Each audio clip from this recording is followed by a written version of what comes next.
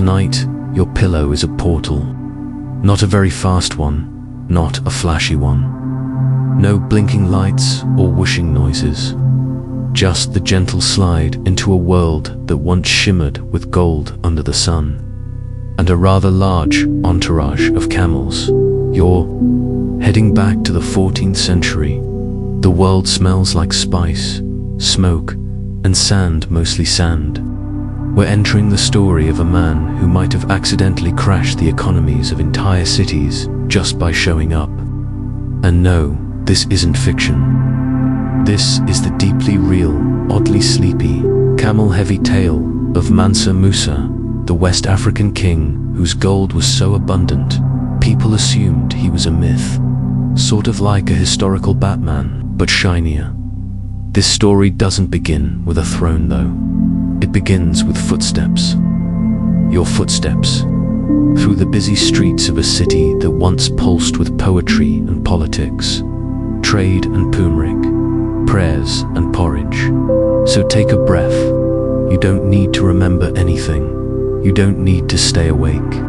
You probably won't make it through this day, but that's the point. If you do, well, there will be plenty of gold, some strange Egyptian politics, and at least one sarcastic nod to the logistics of camel digestion.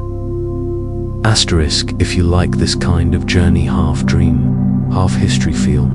Free to like, subscribe, and comment your location and the local time, just so we know what kind of sunset or midnight we're speaking into.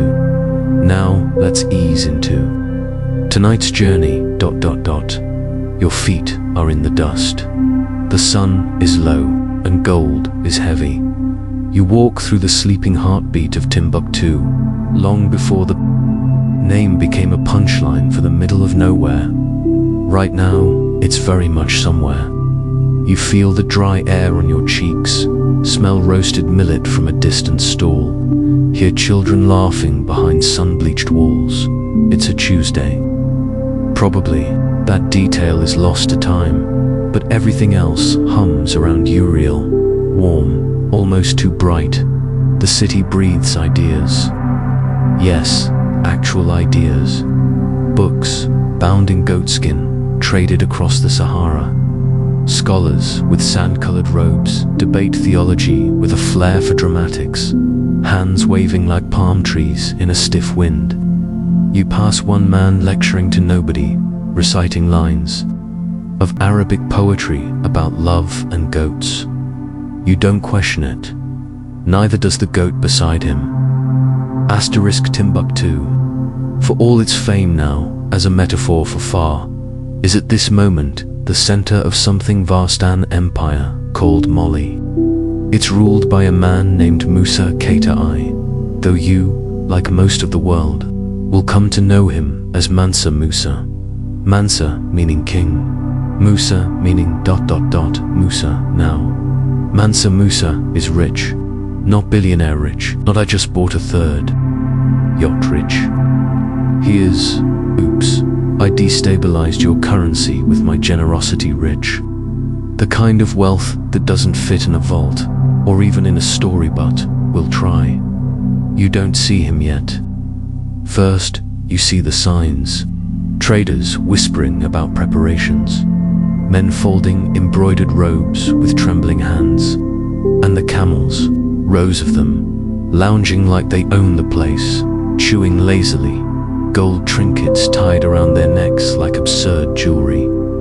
These camels do not know the weight of history they're about to carry. One spits at a scholar. The scholar bows, unbothered. You lean on a warm stone wall, watching the growing buzz. Word is spreading. The king is leaving. Not to war, not to escape, but on a pilgrimage. A hajj to Mecca, across endless dunes. And he's not going quietly.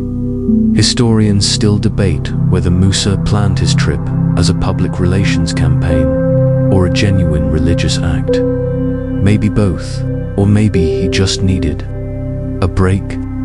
Even kings get tired of admin work. A boy walks past you, balancing a basket of dates on his head, humming something that might be a praise song. You follow him, casually, past goldsmiths filing their wares, past griots reciting lineage histories that stretch back to the stars. The sun is sliding down. You blink slowly. Everything glows. Tonight, the royal court makes its final preparations. Mansa Musa will take thousands with him, servants, scholars, guards, cooks, officials, and maybe a guy whose sole job is to fluff the king's pillow. Also, 100 camels, all carrying gold. We don't know exactly how many people joined him. Estimates range from a few thousand to over 60,000. It's hard to count when you're walking across a continent. You turn a corner, a scent of frankincense drifts by, followed by laughter. In the distance, a woman sings a lullaby while sweeping sand from her doorstep. She'll sweep again in the morning. She always does. Your eyes are heavy now. You sit on the edge of a fountain carved from pale stone. A small girl offers you a fig. You don't know where she got it, but it's sweet. The stars begin to prick. The sky like quiet pinholes, and behind the palace walls, the gold is being packed. Carefully, quietly, unnecessarily, extravagantly. You wake or maybe you never quite slept. The night passed in velvet silence, and now the morning is humming like a low drum. The caravan is forming. You feel the vibration before you see it. Footsteps in unison, the swish of fabric, the grumbles of donkeys who definitely did not sign up for this. A camel groans like an opera singer warming up. It's all beginning, and there, at the heart of it all, is Mansa Musa. He is not draped in gold, that would be gauche, and also probably chafe. He wears white, understated, regal, but his eyes, they glitter. Not with arrogance, he's too old for that, but with distance. He sees Mecca already, hundreds of miles ahead, through dust, and heat and diplomacy. He nods once, almost imperceptibly, and the movement ripples through the convoy like wind over a wheat field. You fall into step near the rear. It's safer here. You walk past cooks murmuring over fireless stoves, past scribes holding ink that might dry before it's used, past a man who seems to be in charge of gold inventory and who looks deeply stressed about it. So much gold. Bars, dust, leaf, tied to belts, hidden in saddle pouches, sewn into hems. Even the walking sticks of some servants are rumored to be gold-coated. It's not subtle. But then again, subtlety isn't really on the itinerary. A child is riding a sheep. No one seems concerned. The heat rises. The horizon shimmers. They say that along the way, Musa will hand out gold so generously that prices will crash and cities will struggle to recover. Cairo, especially. It will be economically rattled for over a decade after he passes through, though. Again, historians argue about the math. You pause at a well, cupping water to your lips. A man nearby complains about camel attitude. They look down on us. He says, you nod solemnly. The camel sneers, and the caravan continues through sandstorms that whisper more than howl, through villages that blink in disbelief as the golden procession rolls in, blessing their mosques and their marketplaces with reckless abundance. Mansa Musa insists on building wherever he stops mosques, schools, even wells for towns he barely stays in. It's like leaving Yelp reviews with architecture. Somewhere near Gao, a poet recites a verse so beautiful that Mansa Musa gives him a gold bracelet and a new horse. The poet cries. The horse seems unimpressed. And still, the line moves forward. 1. Strange detail. The salt, carried in massive slabs like walls, strapped to donkeys and sweating men. It's worth nearly as much as gold in some regions. People will trade pounds of gold for a pinch of salt to preserve meat, flavor stews, and yes, keep their nerves steady under the Saharan sun. You look at the endless dust ahead. It looks back, sleepily. Night. The camp blossoms with quiet. Noise, drums thump low, laughter rises. Children chase fireflies that aren't really fireflies, just reflections of the torchlight on beads. The king sleeps in a private tent, but not lavishly, or so they say. Honestly, no one checks. There might be a waterbed made from camel milk.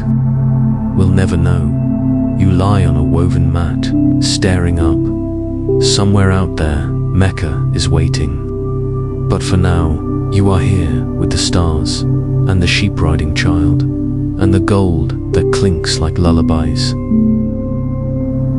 You wake to the low, rhythmic chant of morning prayer drifting through the cool dawn air. The desert has gone momentarily quiet, like even the sand is waiting. The camp begins to stir as shadows stretch long and slow across the earth. A kettle whistles somewhere, slightly cracked, its sound oddly melodic. You sit up, rubbing sleep from your eyes, still hearing the lingering memory of a camel burping in the night. Today, the caravan enters Cairo. You've been walking for weeks now. Your sandals are dust-colored, your hair smells like sun, and your legs move like they've forgotten what standing still means. And yet, there's a strange peace to the rhythm of it all. Step, crunch, breath, repeat. Some of the older guards say, this is the part where your soul starts to travel, too slipping loose, keeping pace beside you like a companion. Whether it's true or just poetic dehydration is hard to say. As the caravan winds its way toward Egypt's capital, the chatter changes. Whispers now include words like protocol, diplomacy, and don't mention the gold so much this time. But it's too late for subtlety. Cairo has heard the rumors. The streets are already buzzing with anticipation. And then you see it. Cairo unfolds like a painted scroll, minarets rising like spears of light, domes glinting in the early sun, the Nile in the distance carrying boats like drifting punctuation. Marks, you smell spice.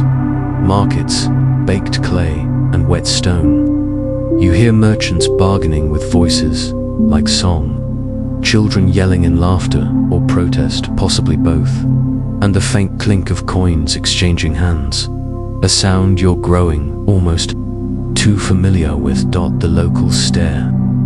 You can't blame them. 60,000 people showing up at once is the medieval version of a rock tourif. The rock star also gave away piles of gold to strangers and hired local architects on impulse. Here's your historical fact. Mansa Musa's stop in Cairo in 1324 is still one of the most infamous visits in medieval economic history. He spent so much gold, so freely, that inflation gripped the region for over a decade. Gold's value plummeted. Some merchants became overnight millionaires. Others found their savings suddenly worthless.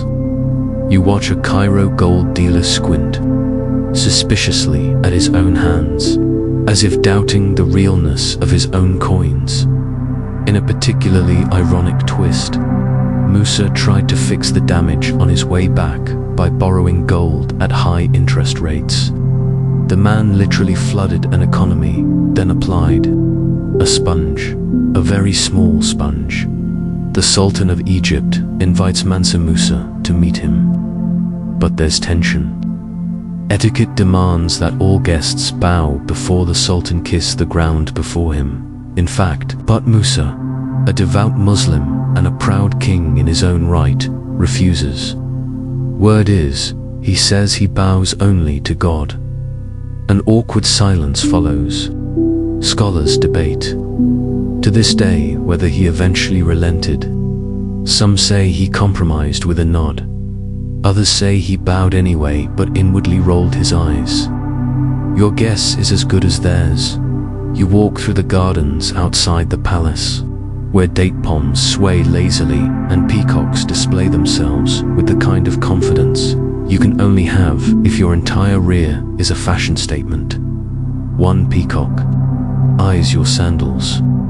You do not blink. Nearby, you overhear a conversation between two Egyptian scribes. One mutters, "Is he real?" The other replies, "He brought an orchestra," which is technically true. Mansa Musa's entourage included poets, singers, dancers, and probably a guy who just claps dramatically. That night, Cairo hosts a banquet. Roasted lamb stuffed with figs, honey-drenched pastries, music so soft it feels like memory. You sit on a cushion, eating something that might be a candied almond or a gemstone. No one's entirely sure. You glance at the king, who smiles with the ease of someone who can afford not to count coins. Someone is telling a story near the fire. It's about a traveler who dreamed of a gold mountain, only to wake and find his pillow heavy. No one laughs. It's too close to real. You lean back. The heat of the day has faded. The sky above the city pulses with a warm purple glow. You exhale slowly. Cairo shimmers below you.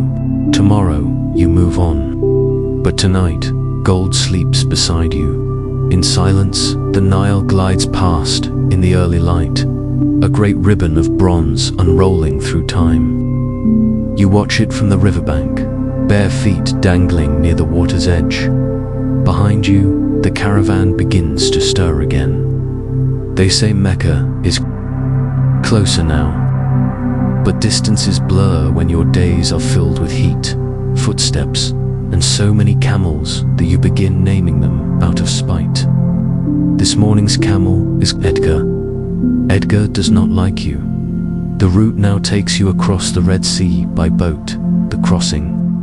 Smooth, except for the part where someone insists on bringing a lute aboard and plays only one note over and over. You consider pushing them into the sea. A nearby elder beats you to the punch by asking politely, "Of course." Jeddah rises in the distance.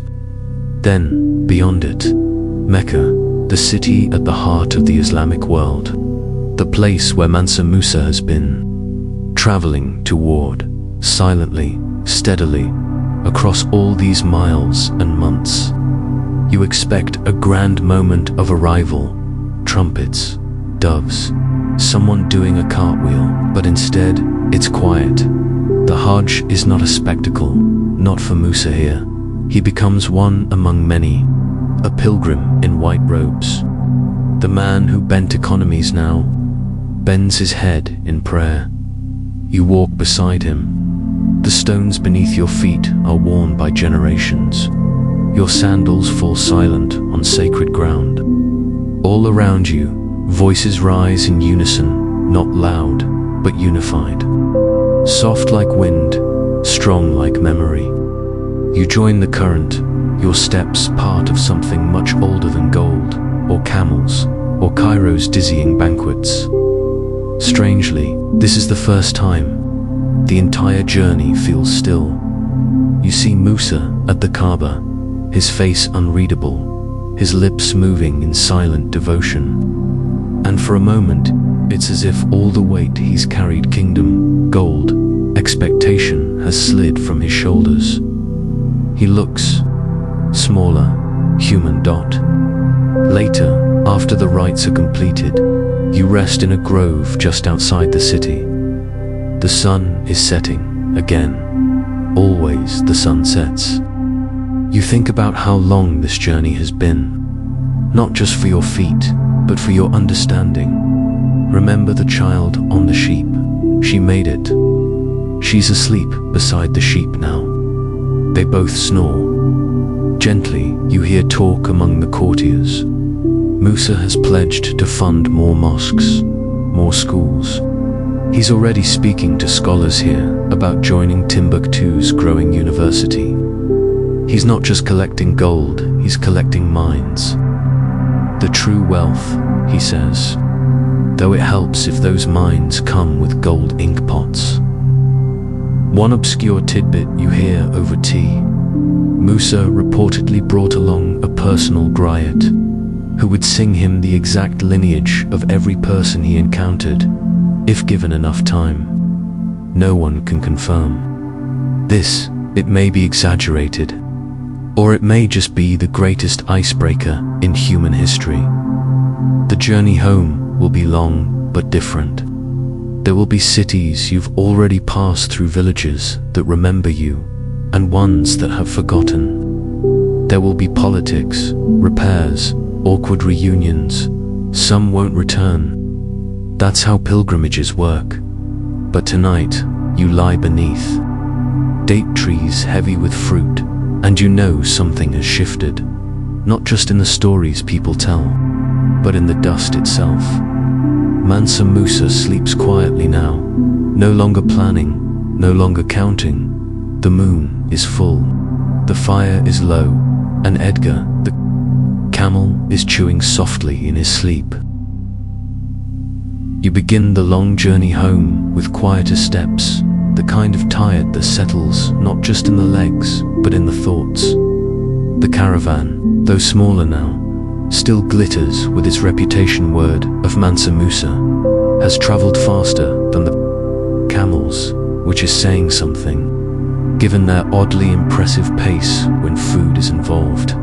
You pass through cities that remember the king's generosity, their walls freshly whitewashed with gold-funded paint and pride in one town. A child presents Musa with a handmade crown of woven grass and laughs when he actually wears it.